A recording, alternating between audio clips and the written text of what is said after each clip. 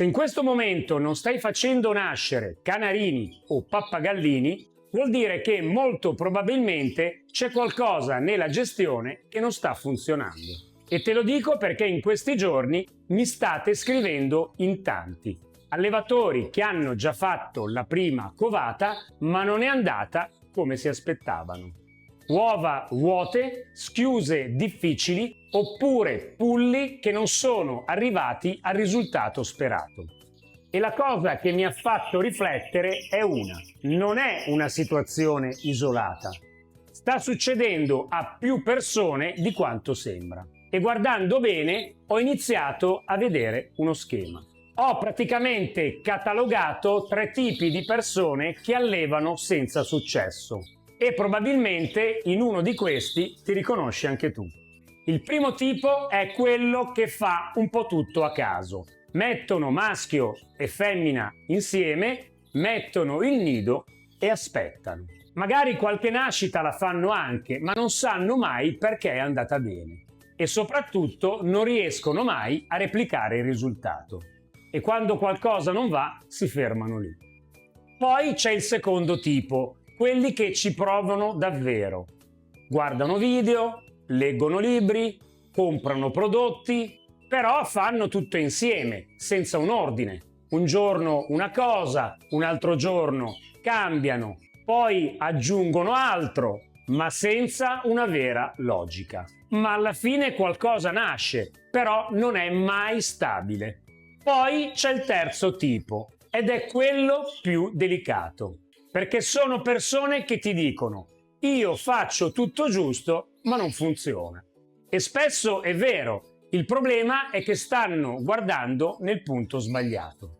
Pensano che il problema sia il prodotto, la vitamina, il nido, ma non è quello. Il problema è prima, è la preparazione, il timing, è come sincronizzi la coppia. Se sbagli quella fase puoi fare tutto perfetto dopo, ma non recuperi più.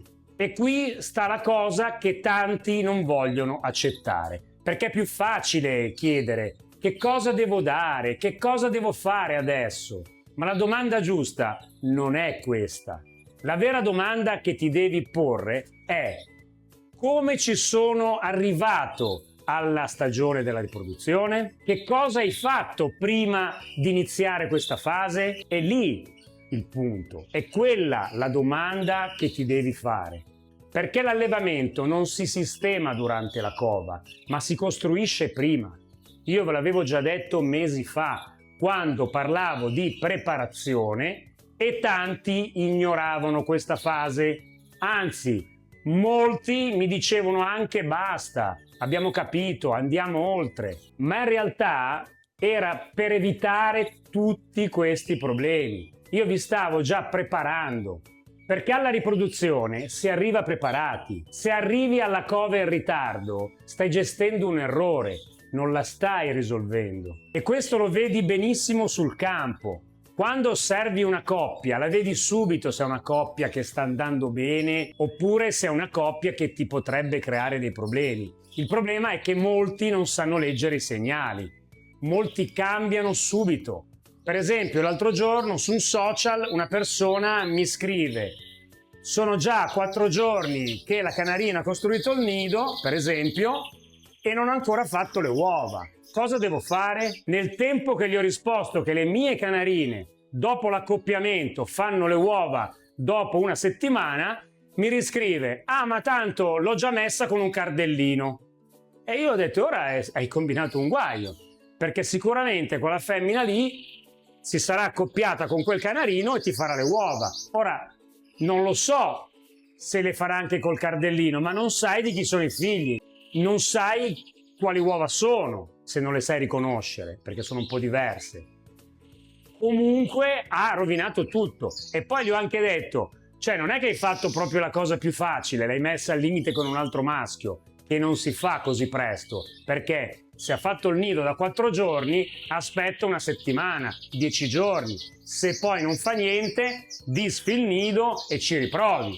Addirittura vuoi fare degli ibridi.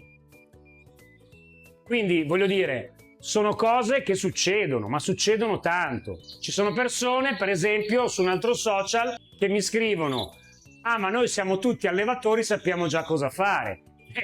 Peccato che però ci sono tantissimi commenti e tantissime domande su questo argomento. Cosa fare, cosa dare, non mi fanno le uova, mi muoiono i pulli. Ne abbiamo già parlato in altri video di tutte queste situazioni. Però se ci sono questi problemi, alla fine si riconduce tutto a questo. Bisogna arrivare al periodo della riproduzione pronti, con gli animali che hanno fatto una preparazione, che, ripeto, per tutti quelli che poi dicono che in natura fanno tutto da soli. Certamente fanno tutto da soli, ma la natura offre da sola quello che hanno bisogno per poter affrontare questo periodo, dalla luce all'alimentazione. In cattività lo dobbiamo fare noi, non possiamo mettere un maschio, una femmina, un nido e sperare. Lo dico sempre e non mi stancherò mai di dirlo. In cattività siamo noi che dobbiamo fare quello che in natura trovano spontaneamente. E se non si riesce a capire questo passaggio, difficilmente si avranno dei risultati. Ed è per questo motivo che ogni anno vedi persone che riescono a fare nascere canarini, pappagalli, oppure persone che ogni anno ricominciano da zero, ricominciano da capo, perché magari provano un altro sistema. Non è fortuna, è metodo.